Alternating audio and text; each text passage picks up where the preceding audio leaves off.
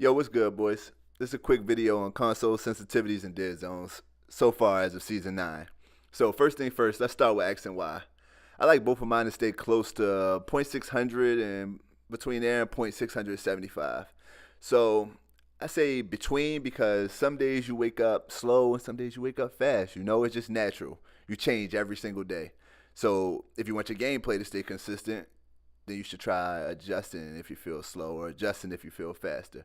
So some days I play on the lower end, some days I play on the higher end.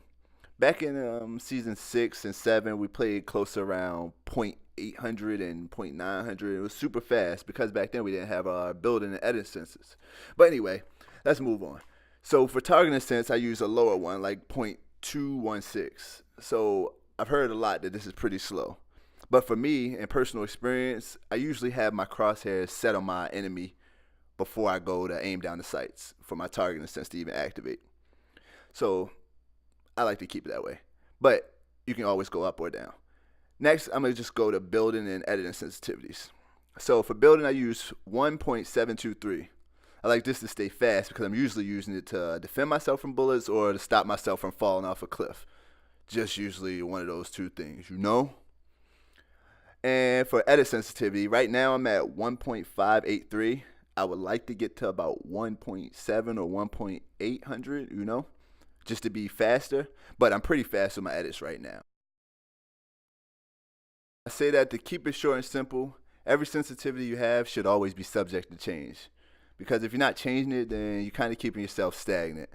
If you want to get better, you got to learn how to play slow. You got to learn how to play fast. You got to learn how to adjust to yourself. Because the game isn't really going to change too much. So everything is within you. And just to point out the obvious, boys, someone else's sensitivity may not fit you and it may not be perfect for you.